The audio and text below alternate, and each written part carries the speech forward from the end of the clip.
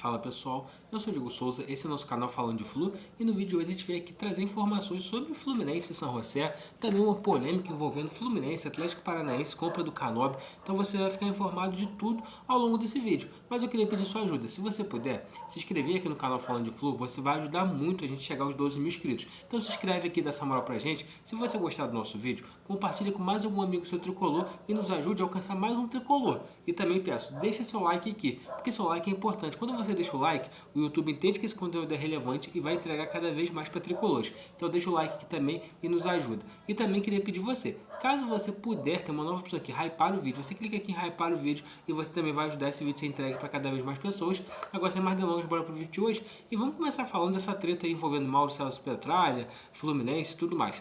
Ontem foi vazado uns áudios onde Mauro Celso Petralha fala que o Fluminense deu um calote na compra do Canóbio, pagou apenas 500 mil e não pagou o restante da primeira parcela. Também nesse áudio dele vazado envolve que ele fala que o Corinthians comprou o jogador e não pagou, se não me engano, o Alex Santana, que o Atlético Mineiro também comprou o Coelho e não pagou, e isso daí começou a gerar uma certa polêmica.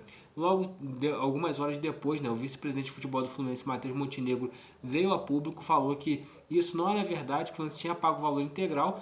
Aí fica aquela dúvida, o Fluminense pagou ou não pagou o Canóbio, que vai custar o Fluminense 37 milhões de reais, aproximadamente 6 milhões de euros.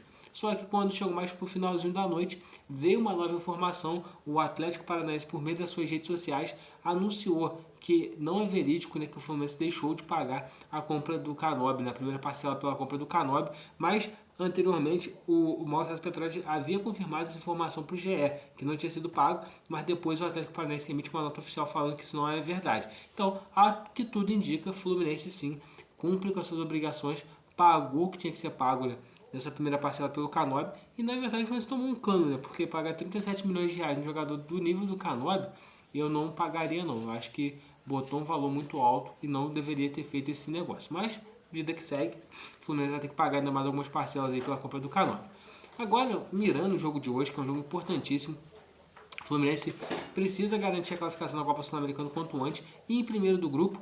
E nesse momento o Fluminense é primeiro do grupo, O momento que eu gravo esse vídeo ainda está rolando o jogo entre Once Caldas e o Once Caldas e União Espanhola. Se o União Espanhola vencer o jogo, o Fluminense continua como líder, independente de perder ou empatar. Se o União Espanhola empata com empate ou derrota do Once Caldas, o Fluminense continua como líder. Em caso de vitória do Once Caldas, o Fluminense vai perder uma posição e vai ter que vencer o jogo contra o São José para voltar à liderança. Caso não vença o São José, vai decidir muito provavelmente a sua chance de classificação em primeiro apenas na última rodada. Então isso daí fica, o nosso alerta para o jogo do Fluminense hoje, e o Fluminense que optou em vir com um time 100% reserva para esse jogo de hoje. Claro, vai ter alguns jogadores que têm mais experiência, alguns jogadores que já até figuraram entre os titulares, e mais uma vez o Renato Gaúcho, como você já sabe, não vem para a Bolívia para poder comandar o time do Fluminense. Quem vai comandar o time é o Alexandre Mendes, e uma coisa que me chamou muita atenção, o Fluminense opta por trazer poucos meninos para cá. Aí eu fui dar uma pesquisada por que disso,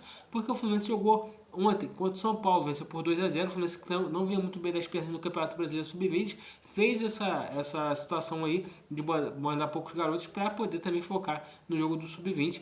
E como que é o time que o Fluminense vai mandar a campo? A provável escalação falada pelo GE, por outros sites, vai ter Vitor Eudes no gol, na lateral direita Guga, zaga Thiago Santos e Manuel, na lateral esquerda René. O que eu falo desse sistema defensivo? O Guga é um jogador que em muitos momentos ele não aguenta jogar o jogo todo, tá? Ele normalmente sai no intervalo ou mais pro final do jogo por questões físicas e vai jogar na altitude. Manuel e Thiago Santos são dois jogadores com idade avançada. Também a dupla de zaga do Fluminense tem uma idade avançada para jogar na altitude. Na lateral esquerda René, e o único que tem reserva para entrar aí é o René, que é o Léo Jansen, Também tem os moleques que o Fluminense levou, O Davi levou para lá para poder, caso precise fazer alguma modificação, mas lateral direito a gente não tem nenhum lateral direito reserva no banco. No meio de campo, muito provavelmente a gente vai ter Hércules,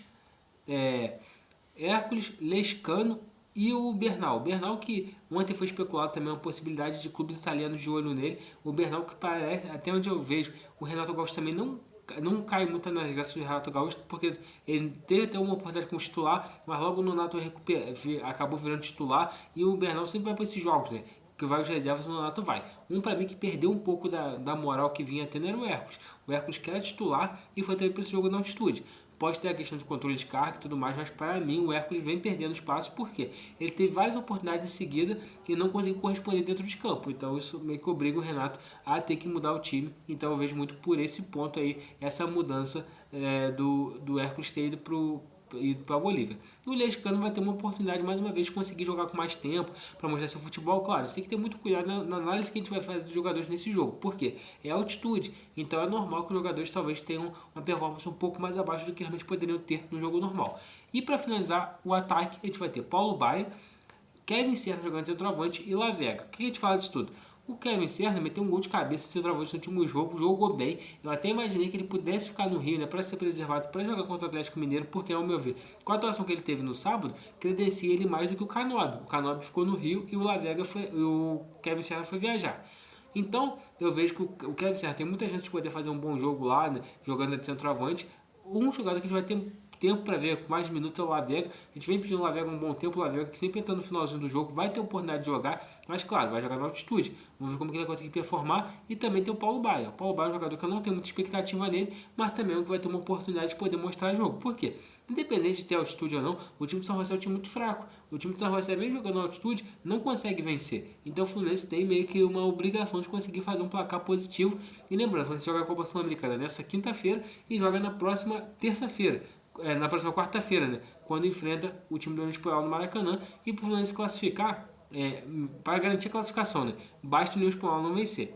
O Fluminense já garante a classificação porque o Fluminense vai ficar com 7 pontos, o União Espanhola vai poder chegar no máximo a 8. Então o Fluminense precisaria de um empate para garantir a classificação, caso o União Espanhola não vença. Mas não garante a classificação em primeiro. Para garantir em primeiro, o Fluminense precisaria vencer seu jogo, torcer para o Once Caldas não vencer e vencer o União Espanhola também. Aí garantiria a classificação no primeiro. Mas vamos ver como que vai ser o desenrolar dessa rodada de Copa Sul-Americana. E hoje, né, você sabe, a gente vai ter uma cobertura completa. Teremos pré-jogo, aqui no Falando de Flu, teremos pós-jogo aqui também no Falando de Flu e torcer para que o Fluminense consiga, né, encontrar o rumo das vitórias aí, possa vencer bem essa partida e voltar, né, a uma sequência positiva de vitórias, que a gente venceu o Sport, mas hoje a sequência, né, não tão boa e a gente tem sequências, né, São José, Atlético Mineiro, União Espanhola e Juventude aí, os próximos 4 jogos do Fluminense, torcendo para que esse time entre nos trilhos aí e que também o Renato possa aproveitar essa semana que não viajou para a Bolívia para poder fazer um bom trabalho ali e torcer para que o time do Fluminense consiga performar de uma forma melhor ao ponto da gente conseguir realmente, né, somar os pontos necessários na sequência aí, tanto de brasileiro quanto de sul-americano, para se classificar em primeira sul-americana e ficar o mais próximo possível dos líderes do brasileiro. Então, pessoal, esse é o vídeo de hoje. Se você gostou, deixa seu like, se inscreve aqui no canal Falando de Flu, compartilha esse vídeo com mais algum amigo seu tricolor, nos ajude a chegar aos 12 mil inscritos e se quiser ser membro, tem Clube dos Membros aqui ativo, seja membro do canal. Saudações tricolores e até a próxima.